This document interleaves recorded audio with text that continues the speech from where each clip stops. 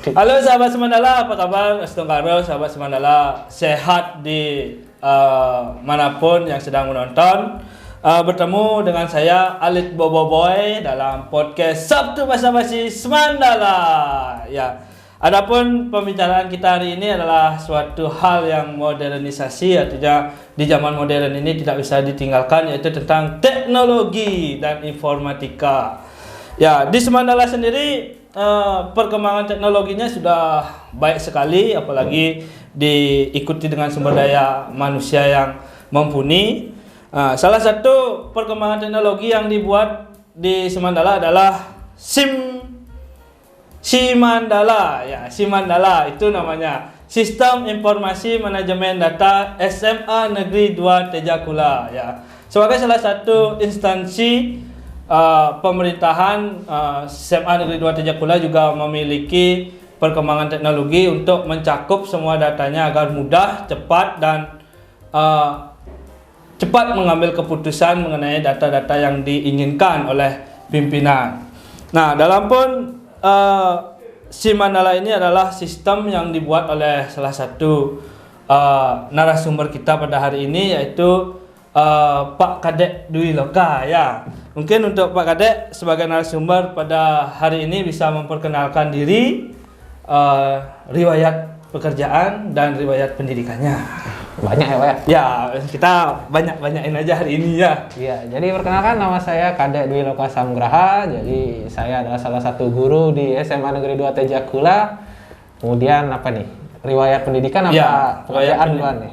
Pendidikan duluan, Pak. Pendidikan. Jadi saya dulu dari TK ini, panjang ya kalau dari enggak, TK. dari SD, SMP, SMA, dan perguruan tinggi aja. Iya, dari SD saya SD di 34 Banjar Jawa. Kemudian SMP 1 Singaraja, SMA-nya SMA 1 Singaraja. Oke. Untuk perguruan tingginya sendiri, Pak, untuk mencapai gelar sarjana S1-nya? Jadi saya lulus di Pendidikan Teknik Informatika Universitas Pendidikan Ganesha tahun 2017. Oke, silakan beri applause dulu untuk narasumber kita. Nah, yang kedua adalah selanjutnya adalah riwayat pekerjaan, Pak. Mungkin sebelum di SMA Negeri 2 Tejakula ada pekerjaan yang ditekuni atau dilakoni? Oh iya. Jadi dulu sebelum masuk ke SMA Negeri 2 Tejakula, saya adalah programmer di salah satu universitas pendidikan negeri di Singaraja. Jadi saya dari 2016, sebelum tamat saya diajak oleh dosennya ke salah satu unit pengerjaan sistem informasi di salah satu universitas pendidikan yang ada di Singaraja sampai 2020. Jadi dari 2016 sampai 2020 saya jadi programmer. Kemudian akhirnya pindah ke sini sebagai guru. Oke, jadi memang terdahulunya sebagai programmer juga, Pak ya? Ya. Oke, nah lanjut Pak. Kita akan berbincang sedikit mengulas apa itu Simandala, apa saja yang ada di Simandala, dan bagaimana cerita bisa terciptanya Simandala, Pak ya? Ya. Nah, yang pertama ingin saya tanyakan adalah mengenai histori dari Simandala itu, atau cerita bisa timbulnya aplikasi Simandala. Jadi asal usul nih Pak ya? Iya, asal usulnya. Asal usul Simandala itu kalau dari awal sekali sebenarnya yang namanya itu Sipusdala. Jadi karena saya menyelesaikan tugas akhir untuk Latsar CPNS, saya dituntut untuk memecahkan masalah tertentu di unit kerja saya. Jadi saya tidak bisa memecahkan masalah dari luar, jadi saya masalah dari sini saya pecahkan. Salah satunya adalah perpustakaannya yang masih tulis tangan ya. Oke, tulis Jadi data buku, data peminjam itu semua numpuk banyak sekali di perpustakaan. Jadi saya punya ide untuk buat sistem informasi yang bisa mengakomodir semua data itu. Jadi itu cikal bakal pertama, yaitu Sipusdala, Sistem Informasi Perpustakaan Semandala. Kemudian berubah lagi dia ketika saya ujian, diubah jadi SIM Semandala. Jadi karena pengujinya minta dibuatkan aja rumah yang besar, terus nanti isinya kan kita tinggal buatkan lagi tambah. Jadi saya buatkan rumah yang besar. Pertama yang diisi adalah perpustakaannya, jadi yang kedua itulah SIM Semandala. Kemudian yang ketiga itu lagi dirubah oleh Pak Beni, merampungkan itu lebih ringkas namanya. Jadi akhirnya SIM Mandala. Oke, berarti dapat dikatakan bahwa perjalanan SIM Mandala ini begitu panjang ya. Iya. Berarti apa namanya? SIM Mandala ini awalnya adalah Sipus Dala, yaitu mengakomodir hanya di perpustakaan aja. Iya. Ya, pada saat Platsat CPNS-nya Pak Dwi Loka ya. Iya. Nah, lanjut diuji oleh penguji pada saat itu disuruh membuat yang lebih Besar. ya, lebih umum lagi atau lebih besar. Nah, pada saat Pak Benny menjabat dirubah lagi namanya menjadi SIM Mandala sampai saat ini, yaitu SIM Mandalanya itu ya, Pak, ya. Ya, itu sedikit histori atau cerita asal usul mengenai SIM Mandala. Nah, selanjutnya adalah tujuan terciptanya SIM Mandala ini dari awal sampai saat ini. Ya, Dwi. jadi tujuannya itu kan berubah-ubah jadinya. Ya. Pertama Sipus Dala ingin mengakomodir perpustakaan aja. Ya. Akhirnya perpustakaan diakomodir, pengujinya minta buatkan aja yang lebih besar. Jadi tujuannya berubah lagi, mengakomodir semua kegiatan sekolah. Jadi semua kegiatan itu diharapkan bisa diakomodir dari SIM Mandala ini, dari hulu sampai hilir biar bisa digital. Jadi itu sih tujuan utamanya, mempermudah semua kegiatan sekolah dan mempermudah juga pengambilan keputusan karena semuanya terintegrasi jadi satu di SIM Mandala. Oke, boleh tepuk tangan dulu mengenai SIM Mandala kita ya. Apa yang di sana? Ya, nah selanjutnya yaitu mengenai fitur Pak Dwi Loka. Ya. Fitur atau apa aja yang ada di SIM Mandala itu? Dari SIM Mandala ini banyak sekali fiturnya sekarang ya. Jadi saya mungkin agak lupa, Pak. Ya. Alit mungkin bantu saya, Pak ya. Ya. Yang pertama itu karena awalnya itu Sipus Dala pasti perpustakaan yang pertama, perpustakaan digitalnya. Ya, satu. Kemudian lanjut ke pengelolaan data siswa, guru, dan pegawai. Iya. Kemudian ada sistem yang mengakomodir Sarpras. Sarpras. Ada sistem mengakomodir administrasi pendidikan. Iya. Kemudian ada buku tamu. Buku tamu. Ada surat menyurat, e-voting, dan paling baru si Pantas. Oke, ya jadi tercatat ada 8 komponen di sistem informasi Semandala ini Pak ya. Iya. Yang pertama ada perpustakaan digital kalau saya ulang. Iya. Yang kedua ada pengolahan data guru, pegawai dan siswa. Ada administrasi pendidikan, ada buku tamu, ada surat menyurat, e-voting, dan yang terakhir yang terbaru katanya adalah si Pantas itu Pak ya. Iya. Nah, lanjut Pak, kita bahas satu persatu apa sih kegunaan dari masing-masing bagian dari si Mandala itu ya Pak ya. Yang pertama adalah perpustakaan digital Pak.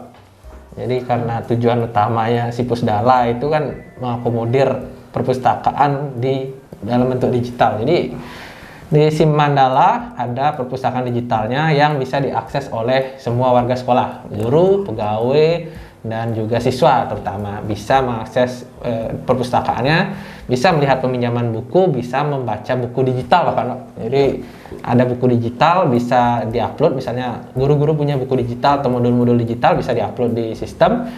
Siswanya jika login baca buku digitalnya dalam bentuk PDF seperti itu. Iya.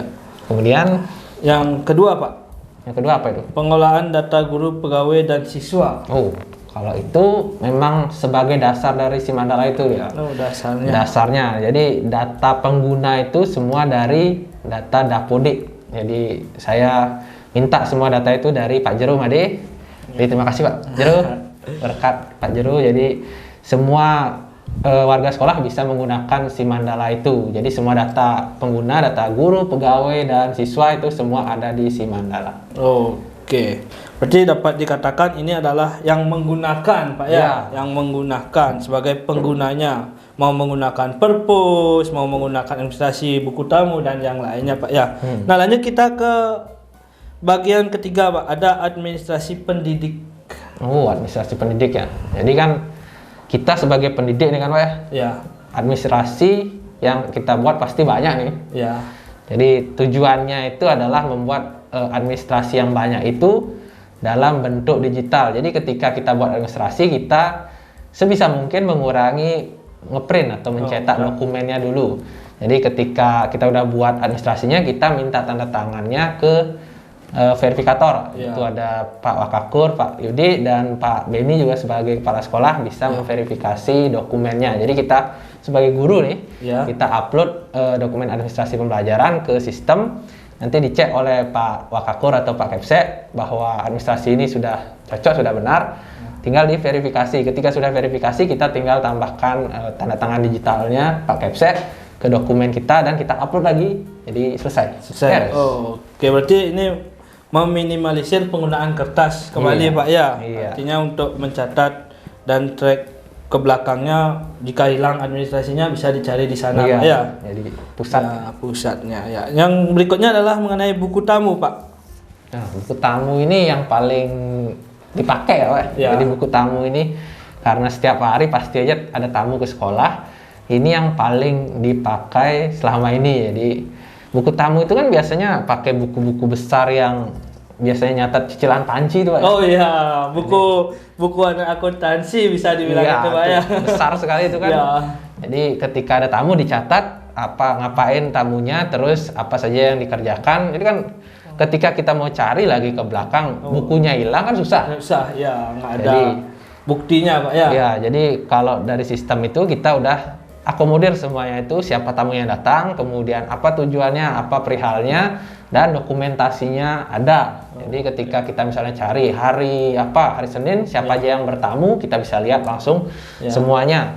Terus dokumentasinya udah kelihatan langsung, jadi kita nggak bakal susah lagi mencari data tamu yang hadir ke SMA Negeri 2 Tejakula ini. Kelebihannya ada dokumentasi Pak ya, apakah benar tamunya itu si A misalnya, oh benar gitu ya Pak ya. Oke. Selanjutnya mengenai surat menyurat Pak. Ya, jadi surat menyurat ini salah satu request dari staf TU. Jadi sekolah kan pasti ada surat masuk, surat keluar. Ya. Jadi untuk mengakomodir datanya biar tidak tercerai-berai ya. Ya, tercerai kayak kasus orang aja Pak ya. Tercerai-berai dia nanti susah nyari kan. Kita buat dalam satu pusat data. Jadi satu database. Semua surat masuk, dicatat, di-scan suratnya, di-upload nomor suratnya bagaimana, terus semua tercatat. Jadi ketika kita mau cari lagi ke belakang kan gampang. Misalnya hari Senin ada surat apa aja yang masuk, pakai PC bisa lihat, semua bisa lihat. Oke, bagus sekali Pak. Nah selanjutnya itu surat menyurat udah. Ini ada dua yang menarik Pak ini dari pembahasan kita. Ada e-voting, ya kita bahas e-votingnya dulu Pak. E-voting ya? E-voting. E-voting ini sebenarnya udah dapat dibahas di salah satu video di sini, kesini. Di mana Pak? Saya nggak ikut, saya aja Pak. Jadi udah dibahas di salah satu video pemilihan ketua OSIS dengan e-voting. Ada videonya di Semandala di YouTube-nya. Jadi e-voting itu adalah voting digital. Jadi kita misalnya ingin voting seperti voting ketua OSIS itu, kita tinggal membuat kegiatannya. Kita buat dulu kegiatannya apa dalam voting itu, kemudian kita tentukan siapa saja yang bisa milih karena pemilihan ketua OSIS semua warga sekolah ini dipilih. Ketika sudah dipilih nanti dapat tokennya. Token. Jadi tokennya itu sekian karakter ya, kayaknya 8 saya buat. 8 karakter acak. Jadi semua punya token yang berbeda-beda. Ketika akan memilih tinggal login ke sistem, masukkan token, langsung memilih. Ketika sudah milih, token itu tidak bisa digunakan lagi.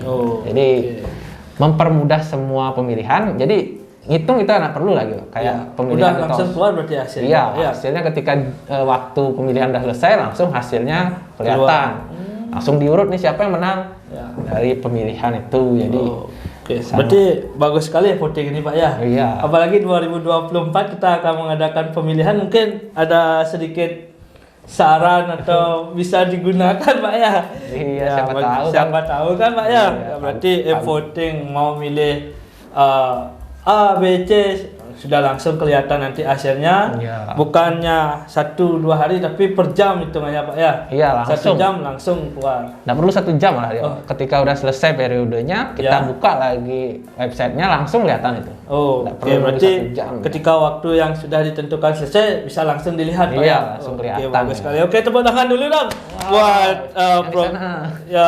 gininya isi dari sistem informasi Semandala ini. Selanjutnya yang terakhir ini Pak, yang mungkin banyak juga ditanyakan itu Pak ya. Waktu ini ada beberapa sekolah yang datang ke Semandala, yaitu mengenai si pantasnya Pak. Si pantasnya.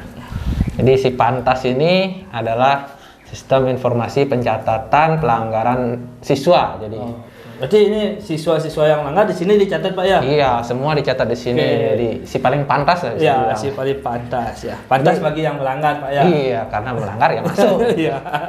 Jadi ini adalah apa ya, kerjasama antara banyak pihak. Jadi Ya. salah satunya Pak Alit juga sebagai orang yang menentukan pelanggaran apa saja ini dan poinnya seberapa, sanksinya bagaimana.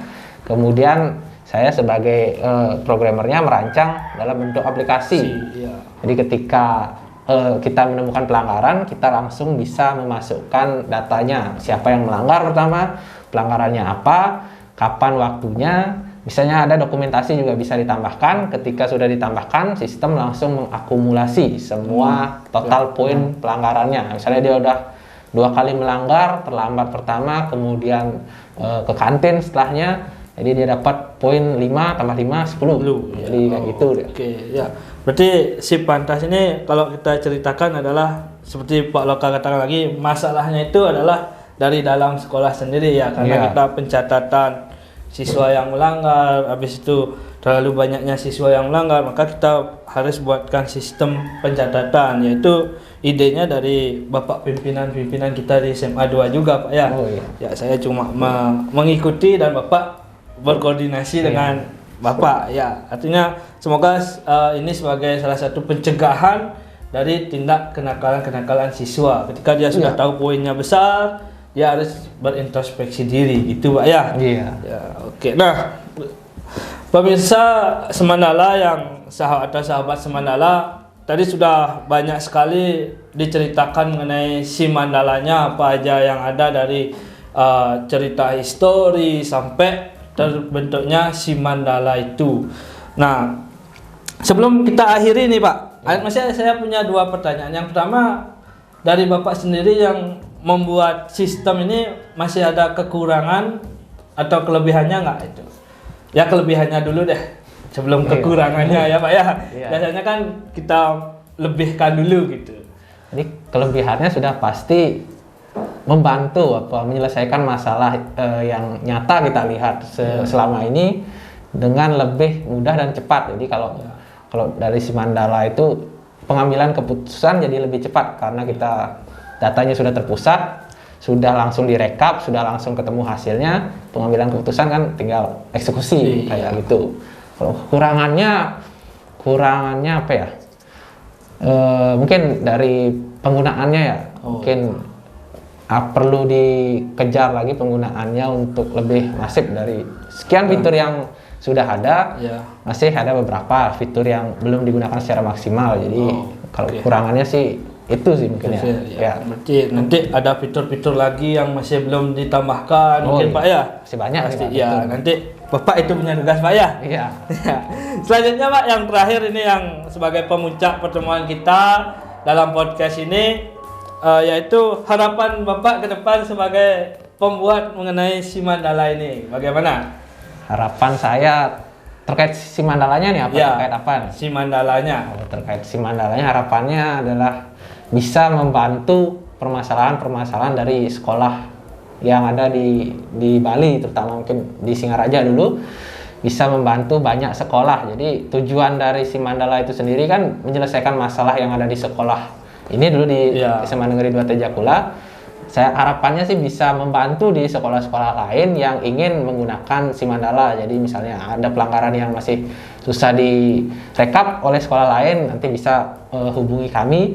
Nanti kita akan coba akomodir dengan si Mandalanya. Jadi harapannya kurang lebih itu sih, membantu mempermudah juga Pak ya. Ya, membantu dan mempermudah banyak sekolah lagi, enggak cuma sekolah SMA Negeri 2 Tejakula aja. Iya, berarti ya. Demikian pemirsa atau sahabat Semandala yang ada di rumah. Jadi kalau kita bahas sangat kompleks sekali si Mandala ini yang terdapat Pak ya. Dari segi siswa, dari segi data, dari segi data buku, data administrasi, data kepegawaian, sampai data tamu yang hadir dan surat yang masuk ke sekolah kita Pak ya. Nah, baik sahabat Semandala yang ada di rumah. Jadi sebelum kita akhiri, beri applause dulu dong buat narasumber kita Pak Kadek Dwi Loka Samgraha SPD. Nah, Jadi penutup kita adalah simpulan. Jadi dapat disimpulkan sistem itu digunakan untuk mempermudah, mempercepat dalam mengambil keputusan, kan gitu Pak Dek ya. Iya. Nah, sekarang tergantung kita mengoptimalisasikan sebagai berapa besar kita mengoptimalkannya. Iya. Semoga sistem informasi manajemen data di SMA Negeri 2 Tejakula ini dapat memberi motivasi kepada sekolah-sekolah lain untuk membentuk sistem-sistem yang lain ya, yang dapat mempermudah sekolahnya. Nah, sebelum kita tutup mungkin ada salah kata, hal yang kurang berkenan bagi sahabat Semandala. Saya mohon maaf selama mengantarkan acara ini. Terakhir kita salam Semandala Pak Kadek ya. Iya. Semandala go-nya Pak Kadek ya. Oh, ya. Ya. Hampir Semandala lupa go. saya. Semandala go go. Oh, Gimana? ulang ya. Ulang. Go 1 kali, go 2 kali, go 3 kali. Semandala go, Semandala go, Semandala go. Itu Pak Kadek ya. Kita iya. ulang Pak Kadek. Lupa saya, Pak. Ya. Ulang ya, Pak ya. Maaf ya, maaf. Ya. Semandala go, Semandala go, Semandala go. Ya, lagi satu Pak Kadek. Go. Iya, bagus sekali Pak Kadek. Ya, kita biar tidak banyak menyita waktu sahabat Semandala, kita tutup dengan Pramu Santi Pak Kadek ya. Ya. Om Santi Om.